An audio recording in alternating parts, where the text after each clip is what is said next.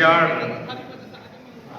के बाद लगातार खेलों का माहौल है पूरे देश में, और हो भी तो ना, पहली बार हिंदुस्तान ने 107 मेडल एशियाड में जीते।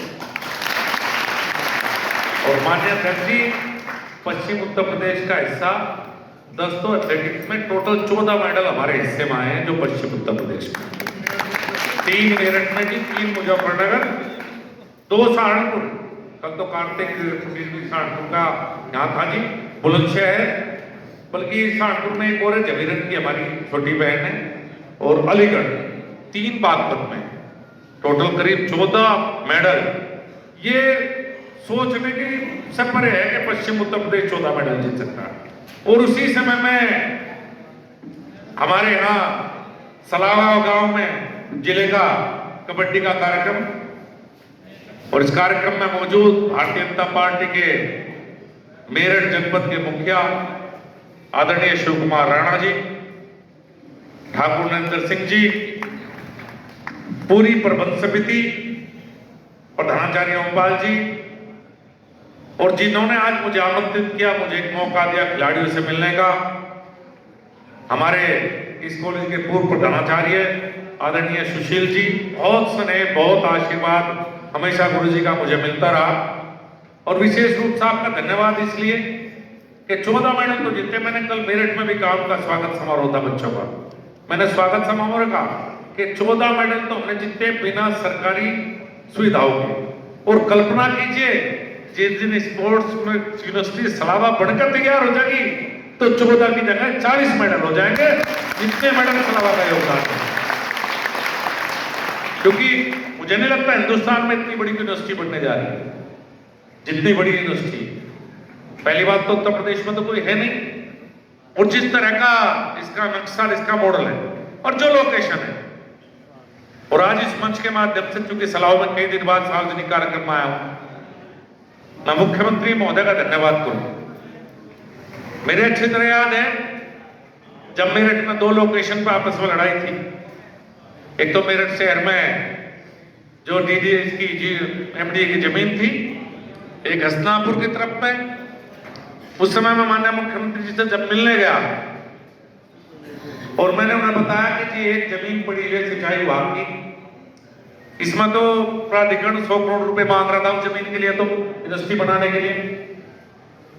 और मैंने कहा सलावा गांव में है, उससे सुंदर लोकेशन इस देश में कहीं नहीं हो सकती जैसी सुंदर लोकेशन हमारे नहर के किनारे है। और मैं सच बताऊं एक बात, ऐसा नहीं कि मेरी सिफारिश उन्होंने मानी।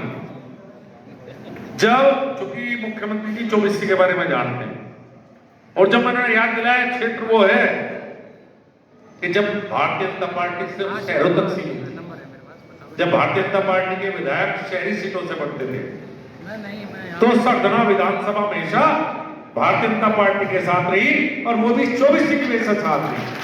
मैंने कहा किसी क्षेत्र में आपका आशीर्वाद से कुछ अलग हो जाएगा, कुछ बेहतरीन हो जाएगा, तो लोगों को लगेगा नहीं, भारतीय जनता पार्टी का साथ देकर अपना अच्छा किया।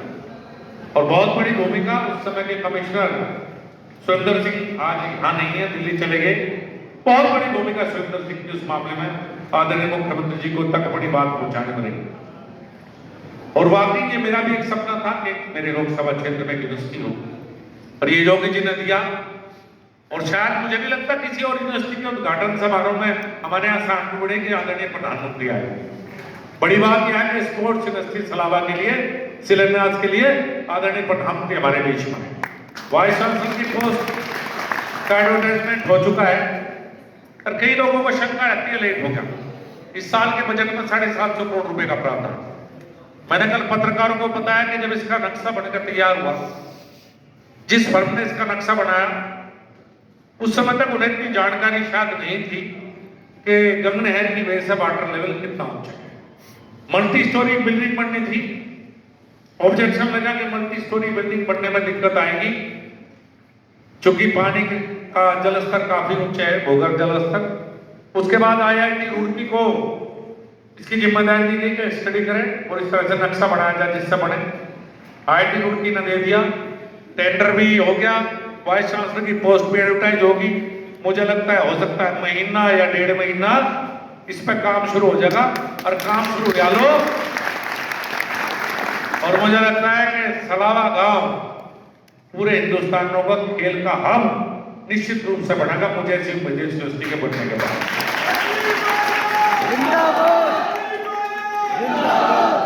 हमारी कबड्डी की टीम, हमारी प्यारी बच्चियां हमारे सामने बैठे हैं।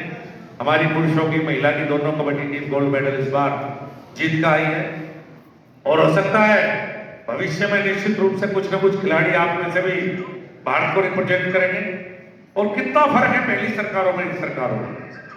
जब मैं फारूक चौधरी से इंटरव्यू में आपने भी देखा होगा, मैं मिलकर भी आया, कल भी मुलाकात हुई, तो जो आप थे कि 10 सेकंड में फारूक भागी, कितनी अच्छी और सच्ची बात उसने कही।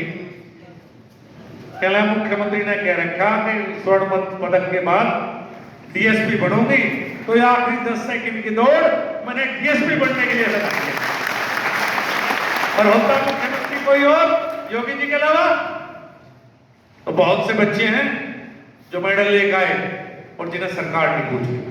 और कल मुख्यमंत्री महोदय ने डिक्लेयर कर दिया कि हमारे मेरठ जनपद की दोनों बेटियां अन्नू रानी और फारूक चौधरी 3 करोड़ कि उन्हें सरकार की तरफ से मिलेंगे और दोनों को डीएसपी बनाया जा रहा है। कल मुख्यमंत्री कलवाड़ डिक्लेयर कर दें।